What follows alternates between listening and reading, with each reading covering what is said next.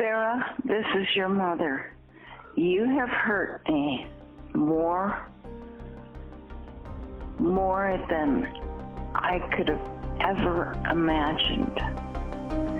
Have a very uncomfortable day. Goodbye.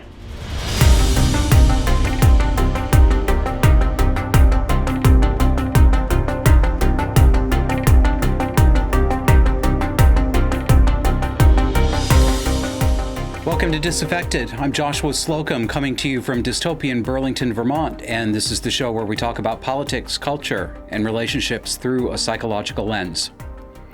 What you heard there in that introduction was a voicemail left to my friend Sarah by her mother at 6 a.m. on Valentine's Day. This woman is a lifelong alcoholic who abandoned Sarah mid-childhood.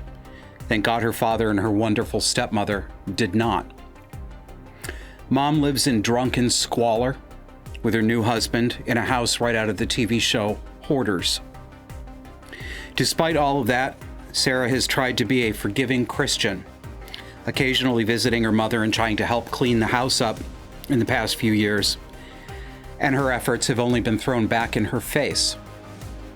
So she distanced herself. And now this. The failed mother blames the child that she hurt and abandoned, and claims that the child is abusing her. This is projection and reversal. It's projection of shadow, the shadow side, onto someone else. The darkness inside her mother is unbearable, so she has to place it inside Sarah. Welcome to the borderline mother. Rocked Sarah when she heard that, and it rocked me, not as much, of course, but it sounded like my mother, not only something she would say, but it actually sounded like her voice. Shadow projection is everywhere right now. The worst among us try to make themselves feel like the best by offloading their sin and their depravity onto people who have done nothing to deserve it. This is how the fractured and inverted cluster B mind defends itself from knowing itself, from understanding its shadow. Take Dante King as an example. Mr. King is faculty at the Mayo Clinic and at the University of California at San Francisco. He teaches medical students, future doctors. Here's what he had to say to some of them recently. Whites are psychopaths, and their behavior represents an underlying biologically transmitted proclivity with roots deep in their evolutionary history. How many of you could see the proclivity that evolved deep within the evolutionary history of whiteness by show of hands? How many of you could see it? Some people are sitting here, oh no, I don't want to raise my hand. That's called denial. There's no discussion about the delusion and the perversion of whiteness. Say this with me. Rape culture in America is a legal, economic, and moral institution. So we have it written in the law, you can rape Black women, but we've never been a racist country. This goes beyond gaslighting, and it's rooted in psychological delusion. And I'm not seeking agreement from white people at all. I don't prioritize whiteness or white people in my work in that way. So turn to your neighbor and say, as much as we want to talk about how bad anti-Blackness is, it is the foundation of all American, all white American institutions. We then get to Ron DeSantis. He says, in Florida, we're taking a stand against the state-sanctioned racism that is critical race theory. We won't allow Florida tax dollars to be spent teaching kids to hate our country or hate each other, only to hate Black people. We will invest dollars in that. I think whites are psychopathic. I think there are many lies, the level of lying that white people do that has started since colonialism, we're just used to it. Teenagers, young people that are going out and committing home invasions and hitting women over the head with objects and stealing their purses, I want you to just say, that's just human nature. And if you're sitting here, you're going, wow, he sounds really pro-Black. I am. And for all you white people who are unwilling to admit that you're pro-white, you're just not saying it. What would you say for folks who may say that your work is considered to be reverse racism? I don't make room for that. How many of you can see it? That proclivity that evolved in whiteness. Polysyllabic sound and fury signifying nothing. This is what a dim-witted person thinks a brilliant person sounds like. That same urge drives soft humanities academics, particularly Black people and women, to insist on being called doctor in every context. It's compensation. They know. The law says we can rape Black women, really. Rape culture in America is a legal, economic, and moral institution. We have it written into law. You can rape Black women, but we've never been a racist country. It's this blatant. The lying is this blatant.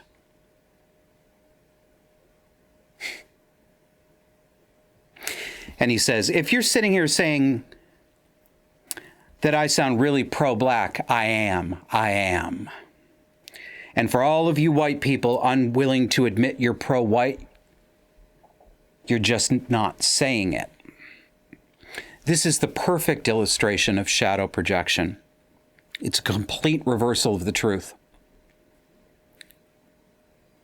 That's what the devil does.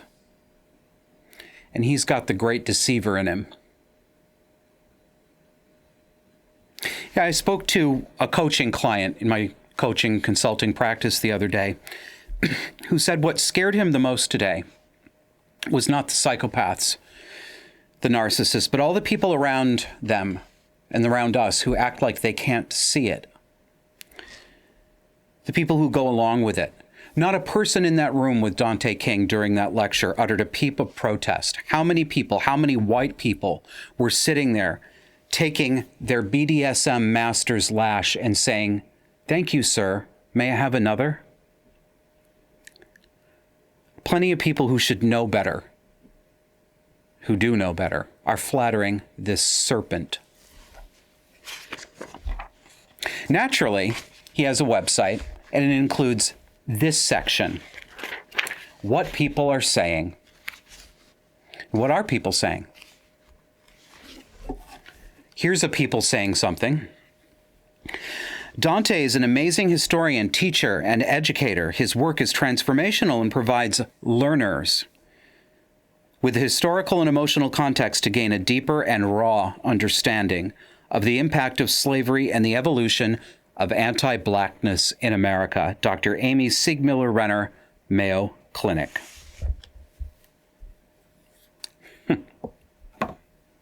Learners. We don't have students anymore. We have learners. Just like we don't have teachers anymore. We have educators.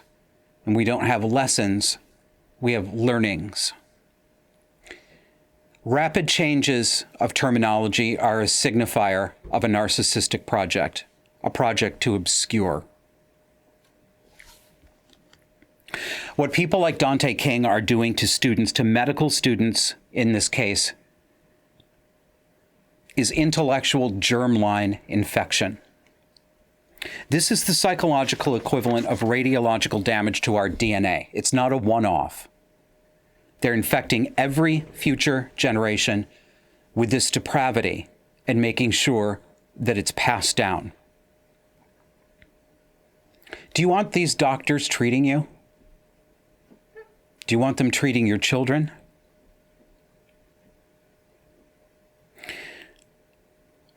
The past couple of episodes, I've talked about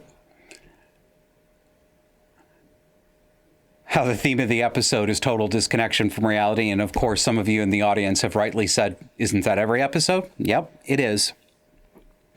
As I was writing this episode for this week, I kept coming back to the same feeling, the same theme. But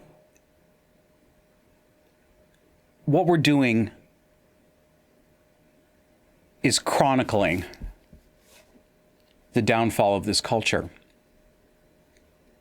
We only know what it looked and felt like when Mount Vesuvius erupted in AD 79 because we have two eyewitness written accounts.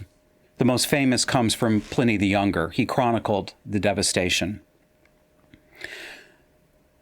Kevin and I on this show are trying to chronicle the collapse of our culture. More and more, I think that it's all we can do. And there are a lot of chroniclers out there right now, writing, speaking, recording, talking about it. But will any of our words survive? Probably not. At least in media, the images and sounds will degrade into magnetic equilibrium. Future people, if there are any, won't even have dust to sweep up from a broken stone tablet. All of this will vanish into the ether. But nevertheless, I feel compelled to notice and to say it and to chronicle it. So let's do some more. Podcaster and blogger Adam B. Coleman, you can find him on Substack, highly recommended. He alerted the public to this. I noticed this interview that ran in February 2023 on an Idaho local television news station. So I had to do some investigating. I had to do some serious self-inward discovery and realize that nobody can make you be LGBTQ. Nobody can make you gay, queer. Nobody can make you trans. She was born this way. My other daughter was born that way. You feel that way, Georgie? Yeah, completely. What do you say to somebody who thinks that? That this was brought on you, or this was... I think you have a dangerous mindset that their ideals and opinions are hurting a community that is already hurting. When you first heard the term transgender, what did you think? I thought that's me. Why? I don't know. I've never really, I was never uncomfortable with identifying as a boy. It was just, when I heard it, I realized I would be much more comfortable. When she said, I'm transgender, it clicked with me. It made perfect sense. She may never have felt those inconsistencies when she was younger, but I saw them. So it 100% when she said, I'm transgender, there wasn't a doubt. I believed her from moment one. Once a child makes that commitment that they're willing to live, to socially transition and live their life as a gender other than what they were assigned at birth, we have to support them. We have to let them know that we believe them, that they are a human and the gender that they believe they are. Specifically when they're in a household where they're maybe not getting the support that they need. Having that at school is so important for their mental health. Next year when I go to back to public school, I would like to use the women's restroom because I identify as a woman. You know, if I'm going to the bathroom and, you know, it's a free period and everyone is, you know, they'd see me avoid the women's restroom and go into the counselor's office to use the bathroom. So it's important to you to feel like you belong? Yeah. I get angry. I get very angry. Well, I get angry for her that they're wanting to take this away from her. But I get angry because I feel like my parental rights, my right to have my daughter receive whatever medical care I feel she needs, taken away from me. Well, I think that stopping hormone treatment, stopping puberty blockers, that it's really dangerous. You are taking a couple detransitioners' opinions over hundreds of thousands of transgender people who are actively disagreeing. The fact that they had to take a detransitioner from California just because they couldn't find one locally, that says a lot.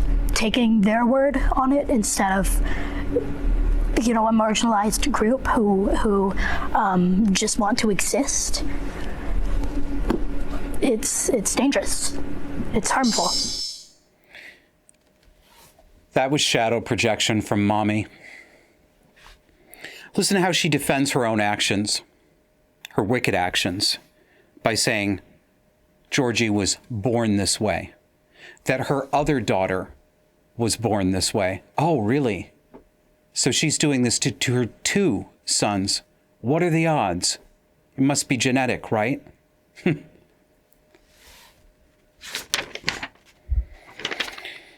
Part of this woman knows what she's done, but it's intolerable to her to acknowledge what she's done. So her darkness has to be put outside her onto nature, genetics, God. Do you see how nervous that poor young boy was? The fidgeting, the squirming, the halting voice. Did you hear how he said he wasn't even uncomfortable being a boy? He didn't choose this, she did. 30 years ago, we could recognize Munchausen syndrome by proxy. It was all over the talk shows. It was on the movie of the week. It was in popular films like The Sixth Sense. This woman would have been in prison 30 years ago if she'd been discovered. Today, she's presented by respectable media as a loving mother. Complete moral inversion. Adam Coleman picked up on some other strange things about poor Georgie. He said this on Twitter. That also became a Substack essay. This might sound superficial, but I think this really matters in the narrative about if Georgie truly feels like a teenage girl. Style. Georgie dresses exactly like his mother, which is very unusual. Teenage girls, even if they had bad style, don't dress like 50-year-old women. No, they don't. It doesn't sound superficial, Adam.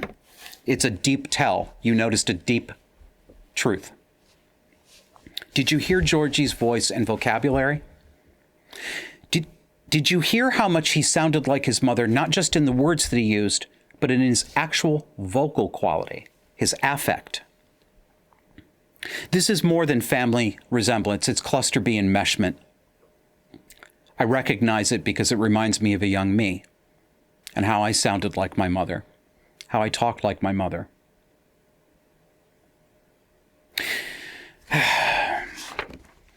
Let's notice some things about private property rights, which are almost gone. We've told you about how states like Massachusetts are asking their citizens to board and quarter illegal immigrants. Soon it won't be optional. It won't be an ask. It'll be a tell. Once people do let them in such states, states like Massachusetts, liberal states, blue states, woke states, the landlord laws will do everything they can to stop those private families from throwing them out if they need to or want to. When I had to, I've had a little taste of this. It's going to get much worse. But I had a little taste of this 7-8 years ago when I had to evict my mother from my house. It was months in court and thousands of dollars because she refused to go voluntarily. The court let her drag out every time frame way past the statutory deadline. I had voluntarily given her longer than state law required of me as a landlord, and the courts still allowed her to abuse the process, still allowed her to abuse me and extort me financially. You don't think I was getting full rent, do you? No. The court just gave her more. All at my financial and emotional cost, which is what's going to happen to all of these people, all of these liberals who open their hearts and their hearths Blessed are the wicked, for they shall inherit the earth. Take a listen to this gentleman from Oregon explain to us how to legally steal and extort private families out of their houses and their cash. This is how I got a free house in Portland, Oregon, and how you can too. So the first thing I did was find a vacant house that somebody was trying to rent. Next, I looked up how to break into a lockbox without using force. Thanks, YouTube. Next, I forged some documents. This made it look like I had a lease agreement, and I called the utility companies and had the utilities put in my name. I'm not going to pay them, but they don't know that. When the owner showed up, I politely explained that this was my house now, and they need to leave. So they call the police, and I show them my lease agreement and the utility bills, and they tell the owner that this is a civil matter, and they've got to sue me. This made the owner super angry, so she lawyers up and tries to evict me. Of course, I can't afford a lawyer, so I call up a tenant advocacy group who gives me a lawyer that's 100% free and funded by taxpayers. So my out-of-pocket is still $0. So this lawyer fights on my behalf for months and months, really driving the owner crazy and costing her tens of thousands of dollars. Finally, the owner decided it would be cheaper to just give me a chunk of cash to leave rather than continue paying the lawyer. So she writes me a check for $10K and I move out. I didn't even have to clean the place up, and that's a good thing because I do a lot of drugs and the house looks every bit of it. Still no thank you note for aerating the walls, but whatever.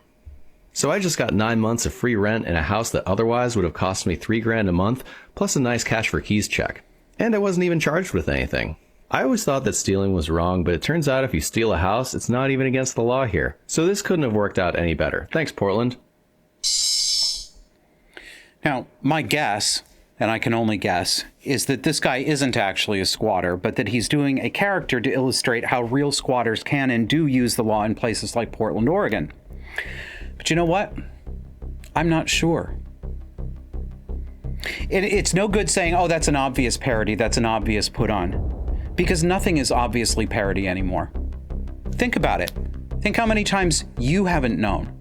How can you know when reality is so close to parody, when reality goes over the line past parody? You see every week on this show how bold evil is today, and why shouldn't it be? It doesn't suffer consequences. Why shouldn't it be bold? All right, time to take a break. Come see us on the other side.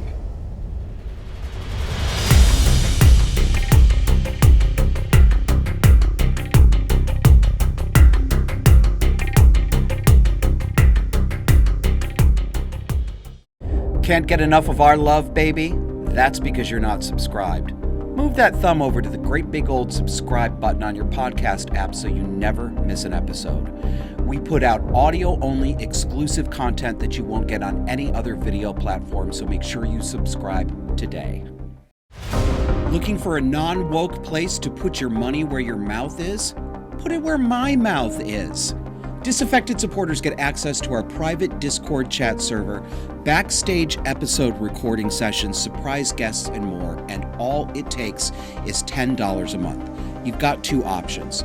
Either Substack, visit us at disaffectedpod.substack.com, or go over to subscribestar.com/disaffected. Remember, choose the $10 level or higher for Discord access.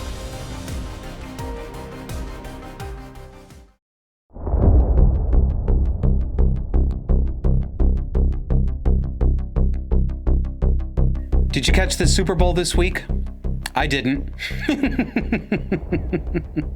You're shocked, right? Absolutely shocked. For the first time I can remember, though, there was more talk about who attended the Super Bowl, Taylor Swift, than there was about the commercials, except for commentator Matt Walsh. And he featured the commercial we're about to see in a minute on his show, and it's worth a look. And if you heard his show, his episode about it this week, this is going to sound familiar to you, which happens a lot because, as I've said before, I tend to notice 90% of the same things that Matt Walsh does even before I hear it on his show. And I want to talk about this. This is a commercial from a putatively Christian group that's all about how Jesus didn't teach hate, but instead he washed feet.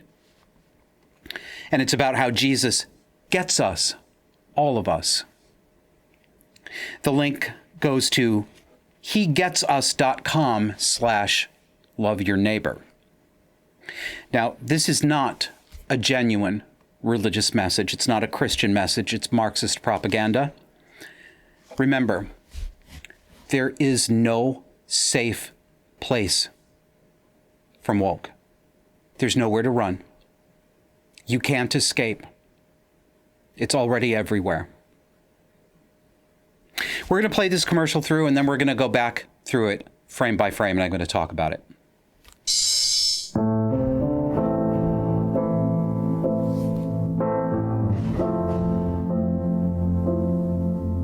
Don't ask me what you know is true. Don't have to tell you I love your precious heart. I was standing, you were there, two worlds collided, and they could never tear us apart.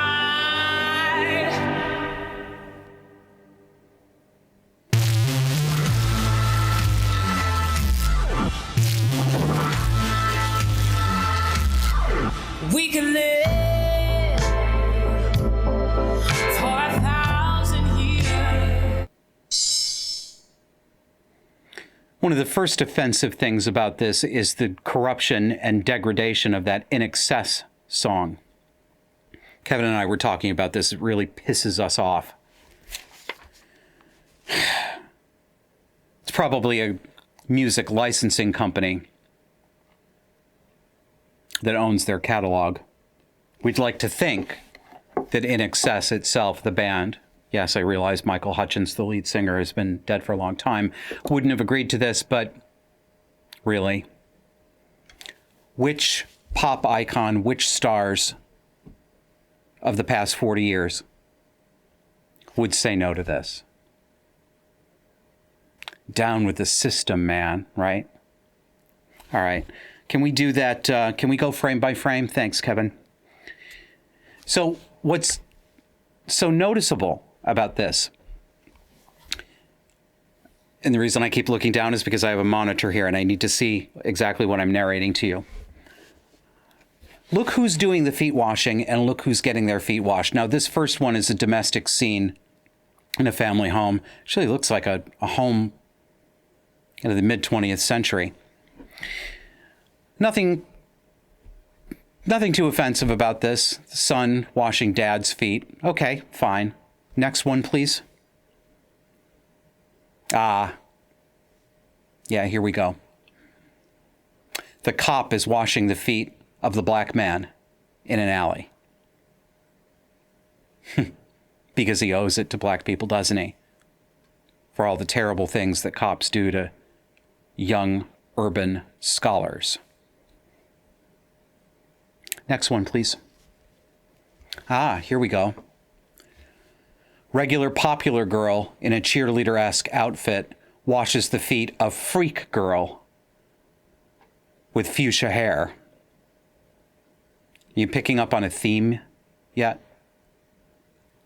You're doing penance for being normal to the poor, downtrodden outcasts.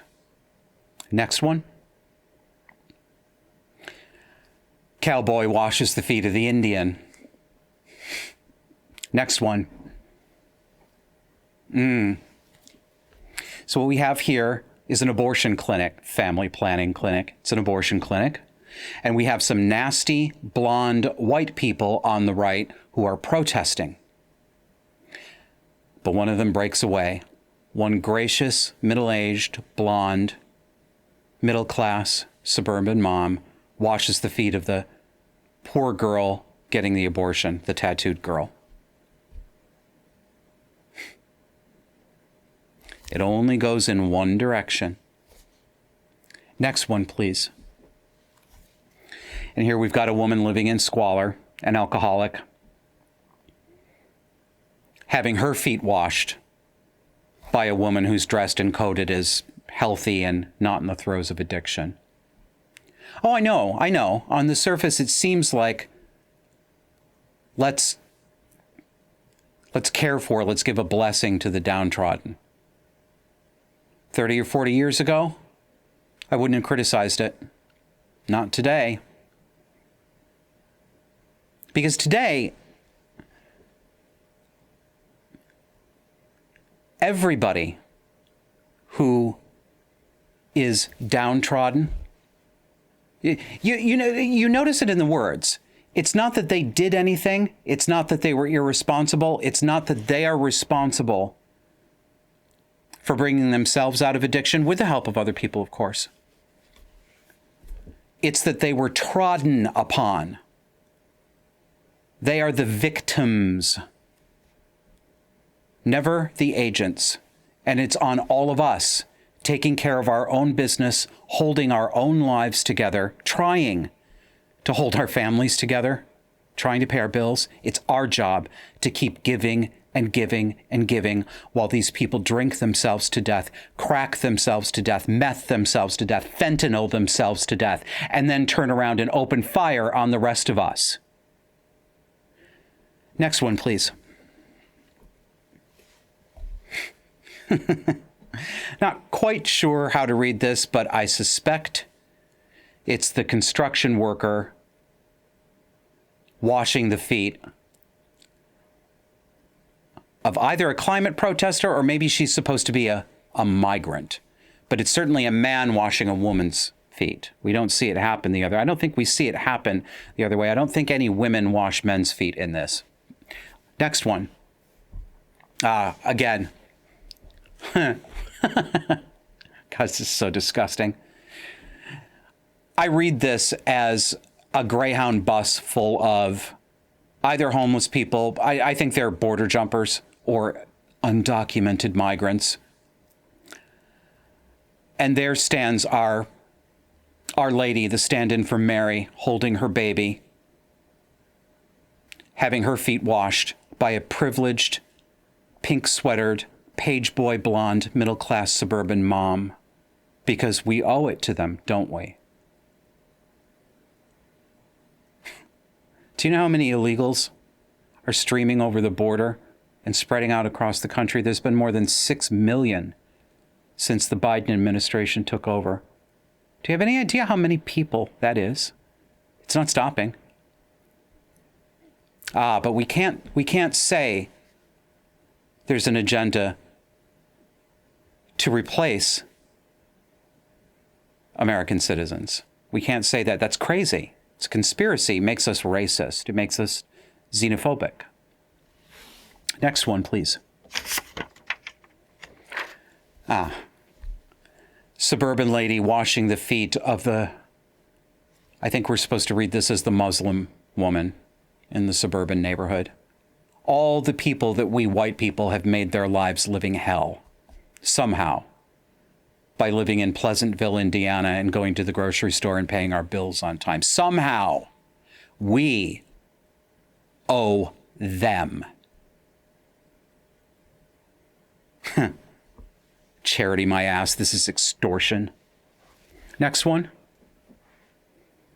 Now, this one is a little more interesting. This looks like a Black Lives Matter protest, and it is a black woman washing the feet of another woman, but she's brown, I think is what I'm seeing here. I think maybe we're supposed to read her as Latina, possibly. This is the only one out of here that doesn't strike me as easily codable the way the rest of this is. You know, the oppressor washes the feet of the oppressed. Tell me what you think about it. Maybe you read it differently. Maybe I'm not seeing something here. Next one, please. You know, innocuous white guy, black guy sitting on the porch of a country home, soaking their feet together. Fine.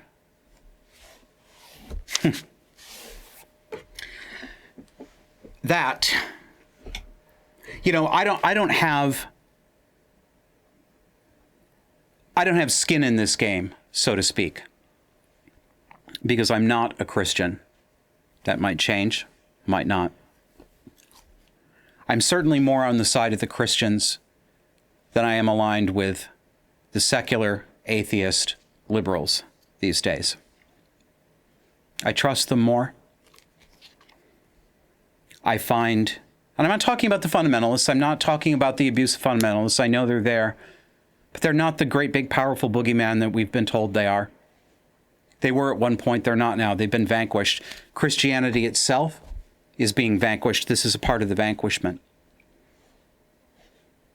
And it's deliberate. All right. Thematically tied together, let's go to the next topic. Because remember, yes, that's right. I forgot. This. A priest on his knees washing the feet of a fey gay man who took his roller skates off just to get his mani-pedi. You can see it, right? Not Christian, Marxist. All right, I think that's the last one. Remember, there is no place to run, and there is no place to hide. Here's a message from some leaders of the Young Men's Christian Association. But what happens to that knowledge? Is it being disseminated down to those 16-year-old staff, right? Specifically, I think inclusive language is very important through my lens. That's what's interesting about our training, because Aaron and I both have different lenses that we're kind of attacking this training with, right? As a member of the LGBTQIA+ community, inclusive language is so important. So if you're saying line up boys and girls, like that we can't be doing that anymore in 2024, right? I think being okay with mistakes is another, right? Giving grace and understanding that somebody might be saying something just because of lack of education or lack of knowledge when it comes to a certain lens, and being okay with having that courageous conversation with them, which is sometimes hard for our younger leaders to do. Yeah. I think those courageous conversations are difficult at any age, really, unless you've practiced it. So I think that's the important piece. And then how do you recommend that folks learn more about inclusive leadership? Well, I'm biased, but I would say attend our session at ACA. But also ACA in general, they have so many great resources, so many great trainings. I know that this year and last year too, I would say there were a lot of great trainings with a DEIB focus, which is amazing. So I would definitely recommend that folks take advantage of those. And also all of the great networking opportunities that's available at ACA to be able to learn from so many different diverse voices and speakers and peers too. I think that's a really great, invaluable experience. You know this organization, of course, as the YMCA. But that stands for the Young Men's Christian Association, and the counterpart is the Young Women's Christian Association. So where are the men? Why are these narcissistic women, including the obligatory, morbidly obese lesbian Bridget Barbara Byrne, she, her?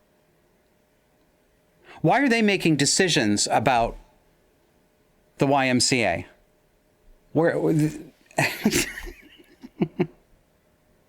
This type, this type of narcissism, particularly favored by women, this is the communal narcissism.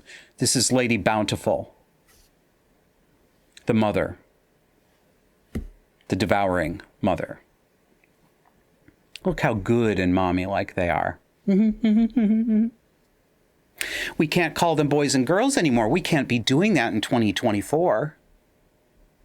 Look at yourself. She doesn't have a membership. She's never been on a treadmill in her goddamn life. And she says, how are we going to make sure that that message is delivered down to the 16-year-olds? Germline infection. This is the prelude, of course, to all-sex shower rooms, if it hasn't happened already at this particular YMCA, and it very well may have. It has at other YMCAs. And the women who objected to perverted men in their locker rooms, like Christian feminist mom Kaylee Triller, Well, 8 years ago, the YMCA fired her for objecting to men in the women and girls shower room. 8 years ago. This has been going on a long time. Men, where are you? It's no good, men. We can't do this anymore. We can't say they won't let us or the women will squawk at us. Who cares? Stand up, use your full-grown man voice and say, shut up. Enough of this bullshit. You will not do this to my children, to your children, to our children. You will not. Tell women no. Stand up, men. Stand up straight. We are needed. No more Mr. Pansy.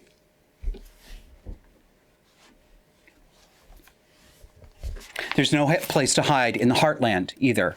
Let's go to Kansas. This is from a press release from Kansas Attorney General Chris Kobach. Here's a man standing up. Nota bene, my fellow males. School districts socially transitioning students without parental consent despite Attorney General's warning. Attorney General Chris Kobach announced today that several Kansas school districts allow employees to hide from parents the fact that a student may be using a different name or pronouns at school. Late last year, Kobach sent letters to 6 Kansas school districts challenging their policies that require or allow school district staff to conceal from parents a student's transgender or gender nonconforming status. In short, the policies allow schools to socially transition children without the parents' knowledge or consent. Do you remember in very recent memory when no one would dream of putting schools in the role of primary decision maker above the parents? Because I do, and I think you do too. This is a remarkably rapid reversal. The public schools today literally believe they own your children. They do. Just listen to them. They say it out loud. They're not afraid to say it anymore. Attorney General Kobach said most school districts complied after he sent the letter and reversed their policies.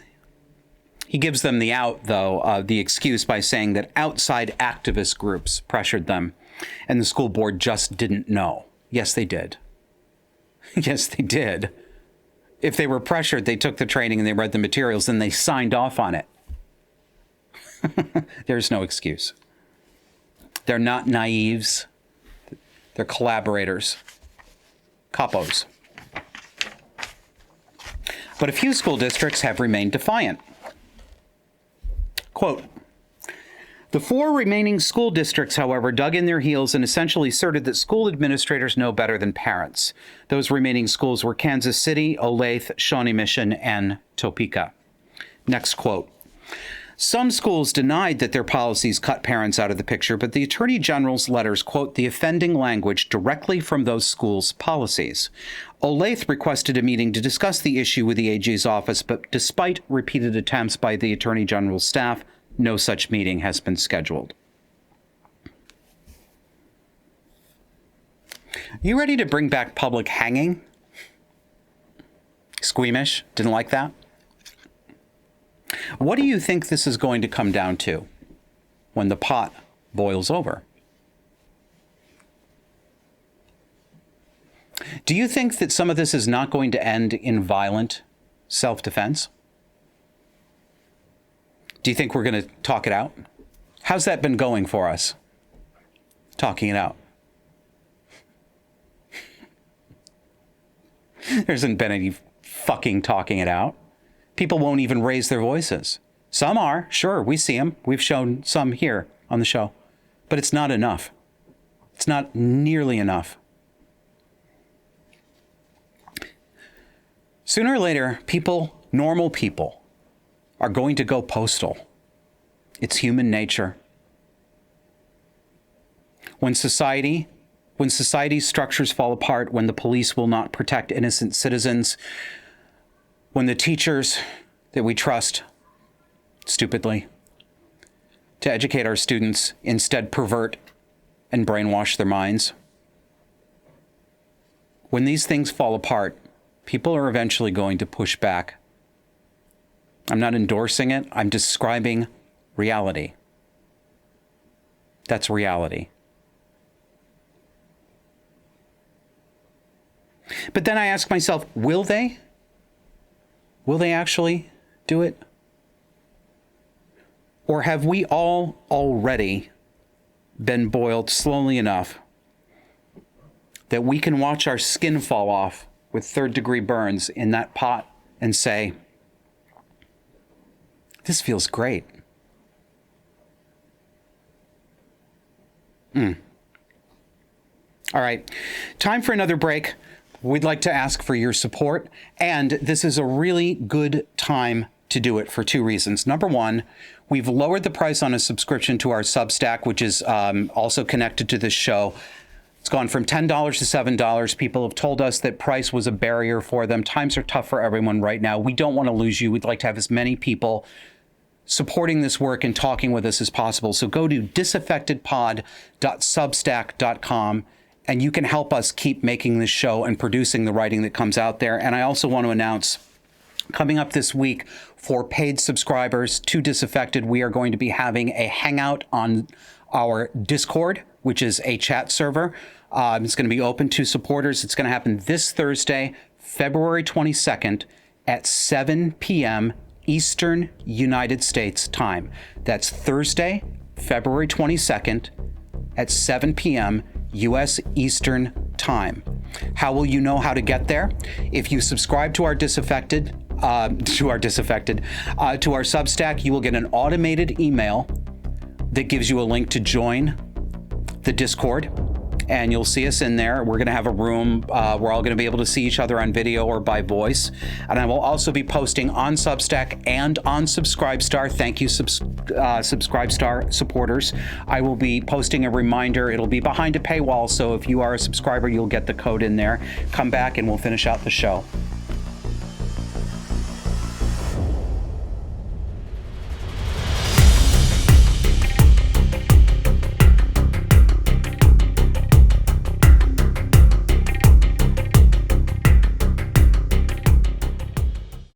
Can't get enough of our love, baby? That's because you're not subscribed. Move that thumb over to the great big old subscribe button on your podcast app so you never miss an episode. We put out audio-only exclusive content that you won't get on any other video platform, so make sure you subscribe today. Looking for a non-woke place to put your money where your mouth is? Put it where my mouth is. Disaffected supporters get access to our private Discord chat server, backstage episode recording sessions, surprise guests, and more, and all it takes is $10 a month. You've got two options. Either Substack, visit us at disaffectedpod.substack.com, or go over to subscribestar.com/disaffected. Remember, choose the $10 level or higher for Discord access.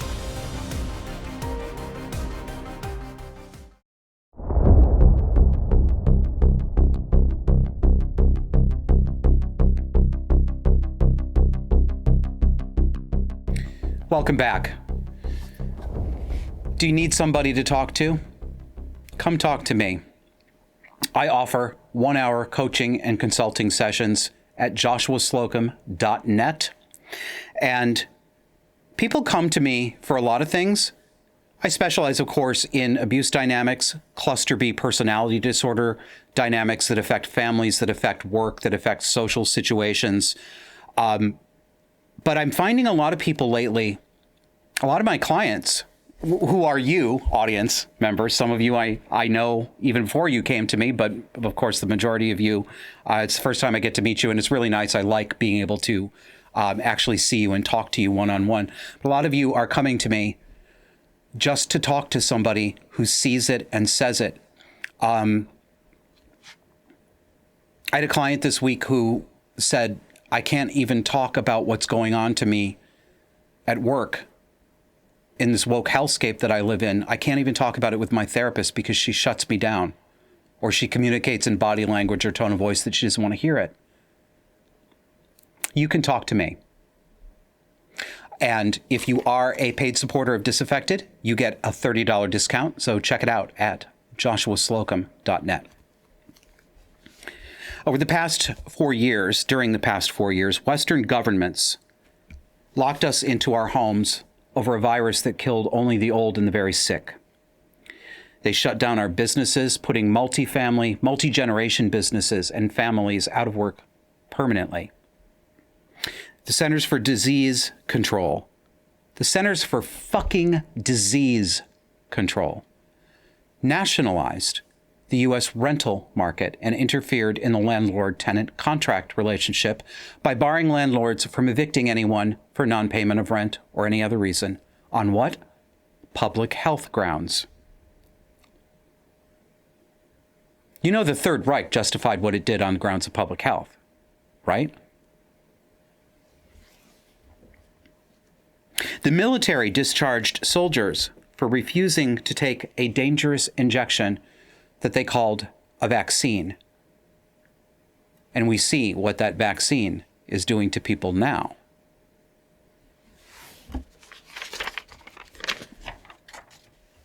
This was the most extreme suspension of constitutional rights in modern history. It may be the most extreme suspension in the history of this country. And yeah, I think it affected far more people than even the horrible internment of Japanese U.S. citizens during World War II. It was bigger than that. Much bigger. Did you know you were living through a historical nightmare when it happened? Do you know it now? Like millions, I was pushed out of my career for speaking out about it in public.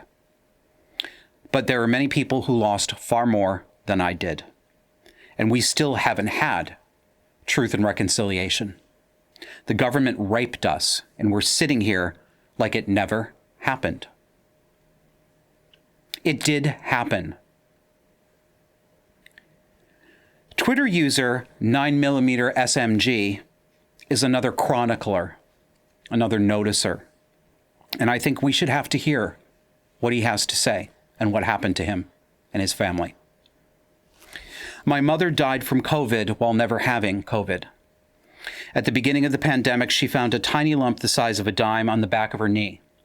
No doctor would see her due to COVID. A doctor diagnosed her with a Baker's cyst on the phone and refused to see her. Weeks and months went by, and it continued to grow. She had Zoom calls with doctors. No one would see her, and they all stuck by the cyst theory. The cyst grew outside of her skin, and more Zoom appointments led to antibiotics being prescribed as it ripped through her flesh. No one would see her. She could not get a doctor to see her, and they all dismissed her. I went and saw a baseball-sized tumor on the back of her leg that was 4 different colors, open and seeping fluid everywhere. I immediately said, "That's cancer." And she said, the doctor said, it was an infected cyst. I brought her to the emergency room. I was removed by security because they wouldn't let me in with her to advocate for her, and I decided I wasn't going to be removed. She was treated for an infected cyst and released with no biopsy. I found a dermatologist outside of her insurance and brought her. He immediately diagnosed it as very likely sarcoma and biopsied it. It was malignant. Later scans showed it had spread to her lungs and lymph nodes. I wasn't allowed inside for her treatments, so she sat through them alone and afraid. I moved into my aunt's house where she was staying so I could care for her and not dump her into a hospital or a rehab center. For over a year, I watched the cancer eat her alive, helping her to go to the bathroom, cleaning her, changing her bed. She needed to be carried everywhere, and she was entirely non-ambulatory. Her lymph nodes in her groin swelled so badly that she could no longer urinate and needed a Foley catheter, which caused constant infections. The cancer grew, and they refused to amputate her leg. The tumor was the size of a very large grapefruit, oozing everywhere, and had almost amputated her leg entirely before she died. She laid in bed smelling herself rot. My aunt's entire house smelled from it. From the cancer, it was nearly unlivable. She experienced one of the worst deaths I've ever witnessed. I watched her take her last breaths while praying over her and holding her hand. I fell to my knees and thanked God for mercy. I didn't cry when she died. That was the only easy part of the process. Years later, my aunt is still suffering from post-traumatic stress disorder and severe depression. It tore my whole family apart, not just my mother. Years later, we are close to settling the lawsuit after rejecting large settlements. It's my suit, but when we settle, I'm going to give my aunt half. She suffered more than me. I didn't sue for the money. In fact, I'm shocked I kept my composure and handled it as I did. This was about justice and hurting them where it hurts, their wallets. Just a reminder, so this can never happen again. Godspeed. You can't hide in Arizona either. Here's a report from the Arizona Free News. One Arizona town is the progressive pioneer of controlling online speech. Quote, Big Brother is alive and well in one Arizona town where an entire department of city employees is paid to monitor the online speech of employees and elected officials to enforce conformity with a progressive political agenda. Next quote. Though it may sound like a fictional invention of Orwellian fashion, there's a real place in Arizona where that occurs.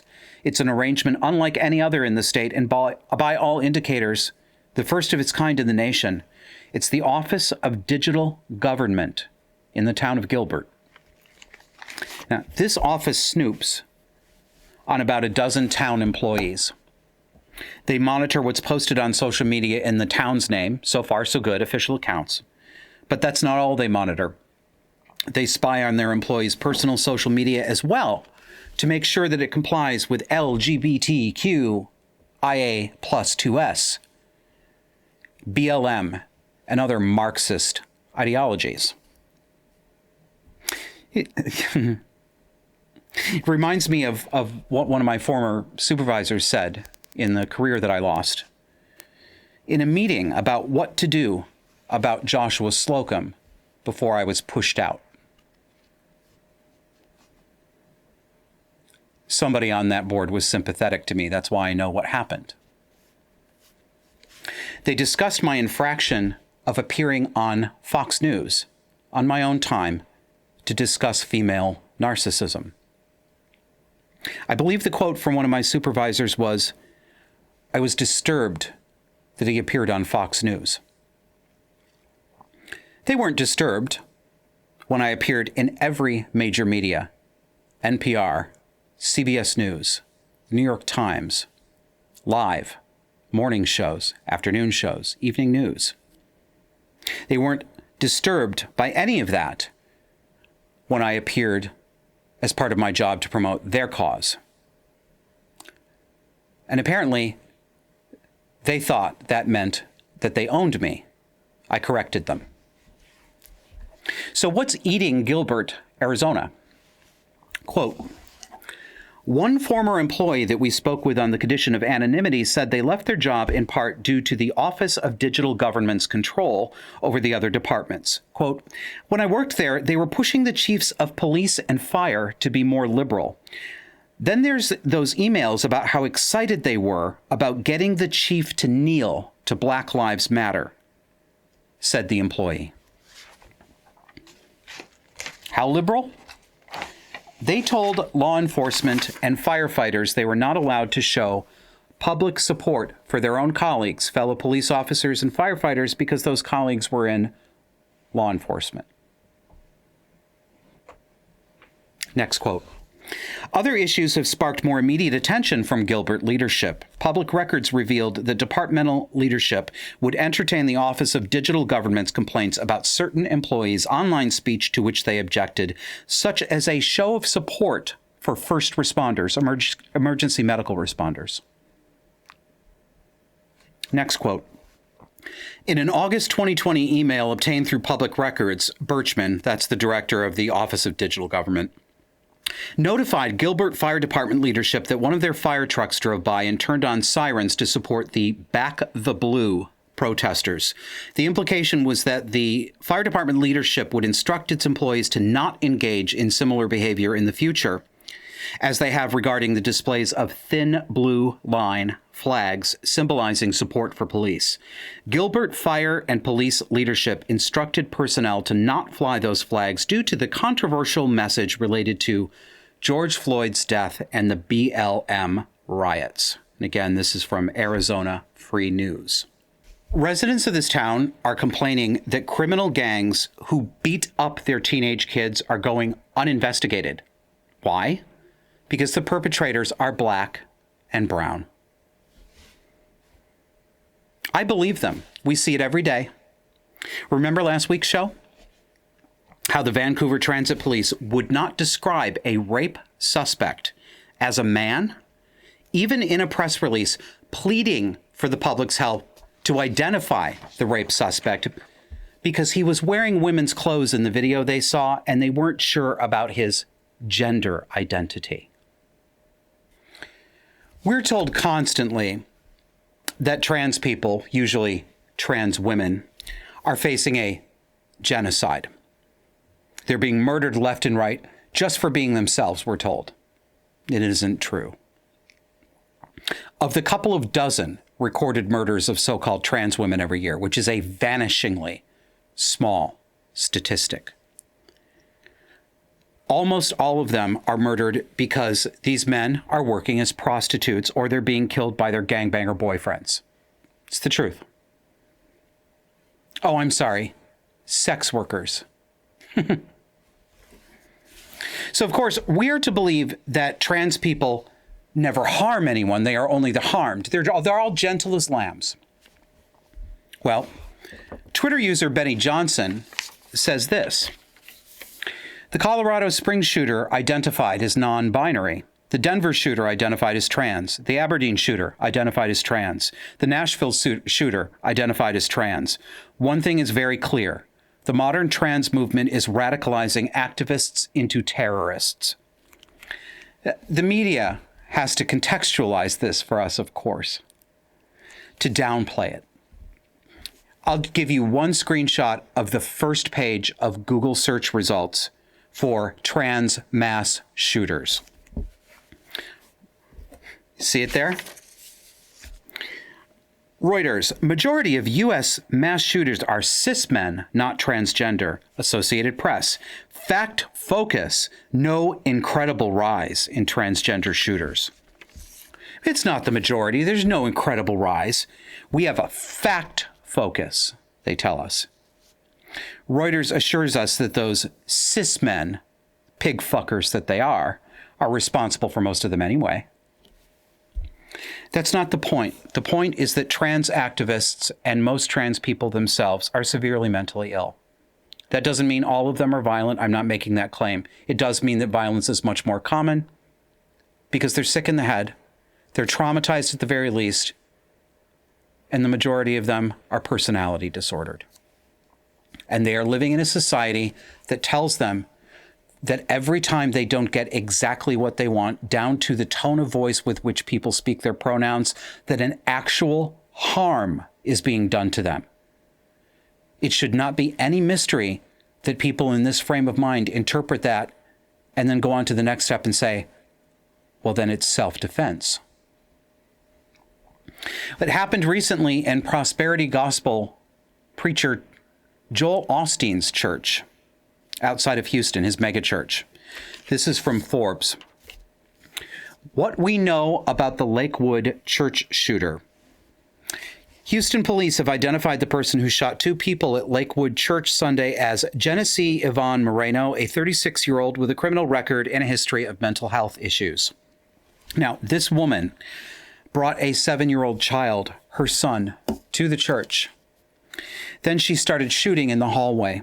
Thankfully, off-duty police shot back at her. Take a look at this picture you're seeing here. This is from one of her prior mugshots. Do you disaffected viewers recognize this look now? That's the look of a psychopath, most likely. It's a smirk. It's duper's delight. Oh, yeah? What are you going to do about it? So she goes into the hallway of the church and she starts shooting. Thankfully, off-duty police shot back and killed her before she could kill anyone. But her little boy, her 7-year-old, was shot in the head and he's still in critical condition. And it's not clear if it was her gun or if it was one of the off-duty cops, because it's perfectly possible that she used her own son as a human shield. He'll never be okay, that boy. But I'm glad his mother is dead.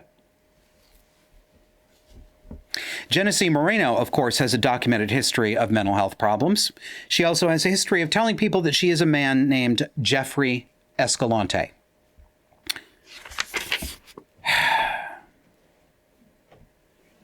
Show that picture again, could you please, Kevin? Just take a look. Don't judge books by their covers, right? All right. Coming up to the end of the show, but I want to remind you that we are having a Disaffected paid supporter, members only hangout Thursday, September 22nd, 7 p.m. Eastern United States time. I'm going to repeat that. And the reason I'm repeating it, time zones bollocks people up. I'm asking you, when you listen to me, do the conversion in your head right now. If you're living in another place or another country, listen carefully and do the conversion, because I always get emails after saying, I thought it was at 7. It was at 7, but not Greenwich Mean Time. So Thursday, February 22nd, 7 p.m. United States Eastern Time. I hope to see you there. We don't have an agenda for it. Just let's have some companionship. Let's have some fellowship. Okay? Lately, a number of people have booked consulting sessions with me. And they've come because they want to talk to somebody who sees the insanity.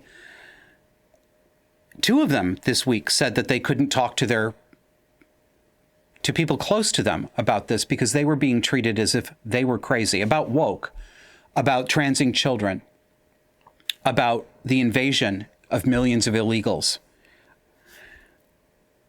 One client said, I can't even talk to my therapist about this because she shuts me down when I talk about how woke women are coming after me at work because I'm a white man. Another one said, my husband is giving me the silent treatment when I try to talk about the problem of mutilating children and calling it gender-affirming care. This is ripping people's relationships apart. This world is ripping people apart in a way I've never seen before. People are telling me directly that they are desperate to be validated, and that's why they're making an appointment with me. They need to know that they're not crazy. They think they're not, but their mothers, their fathers, their wives, their husbands, their childhood best friends are telling them that they are crazy. And they feel that they don't know these people anymore. They don't recognize the person standing in front of them who can see the same plain evidence of depraved child abuse and social collapse, yet turn around and tell their loved ones that they are insane. They are the problem. Yes, the word for this is gaslighting. This is textbook gaslighting. I'm glad to be that sounding board, and I give that validation. But I don't know what more to do. I can, and I do advise people on techniques to distance themselves and set boundaries with disordered and abusive people, to the best of my knowledge. But what can I say to people who are watching their normal range, non-personality disordered loved ones capitulate entirely to the brave new world? Because now it's not just the cluster Bs. It's millions of otherwise loving and formerly sane people who have lost their minds. And they have lost their minds. A few months ago, my own therapist suggested that one of the key features of being personality disordered is complete disconnection from reality. We both just looked at each other as the implications sunk in. Is fully half the country, or 20, 30% of the country, personality disordered? Even temporarily? Functionally? What does it mean if that's the case? What does it mean if half the population, or a substantial portion, looks, walks, acts, and talks like a fully diagnosable borderline case? This is a totalizing nightmare, and it's driving people to despair.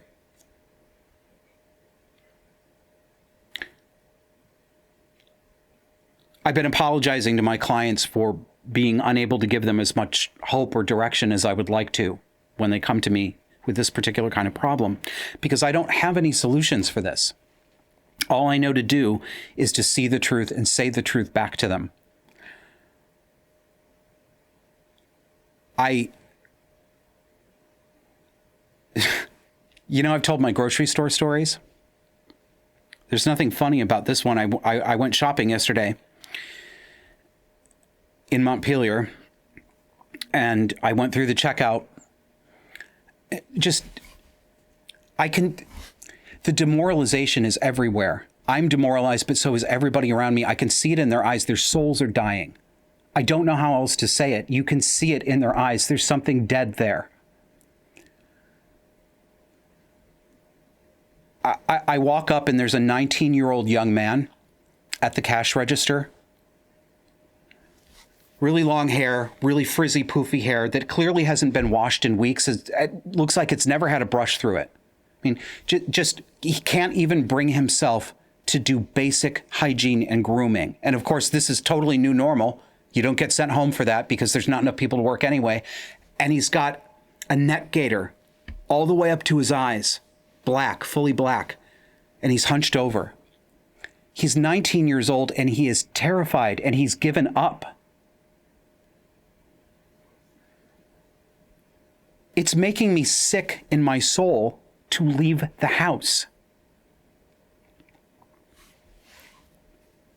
So, what do we do? I think that all we can do, or I don't know, it's not all we can do, but I think we have to hold each other's hands through this. And I think we have to mirror reality back to each other. So I would suggest that to you. Hold hands with someone who needs to know that she's not crazy. Tell her in explicit terms that she is seeing something real and that you see it too. You know, movies about ghosts and hauntings often feature a character, usually a woman, who sees apparitions and visitations that other people can't see.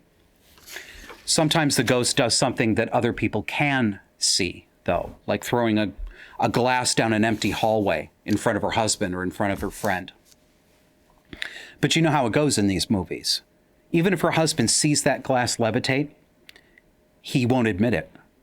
He has to find some rational explanation, some other explanation. The crazy thing didn't happen. It wasn't a ghost. It wasn't a levitation. And anyway, he's already decided that his wife is crazy because it's too scary to acknowledge that she's not. Because if she's not, then what he saw is real. We are haunted every minute of every day. We're accosted by ghosts, or hungry ghosts, as Gabor Mate calls them, and everyone can see them. Everyone can see them. It's just that most people say they can't because it's too horrifying to admit that it's real. If you see the ghosts, say so. Tell your friend that you see them. Tell your wife that you see them. Tell the school board that you see them. In whatever way you can, be that anchor to reality for someone because they need you and we need each other. Good night.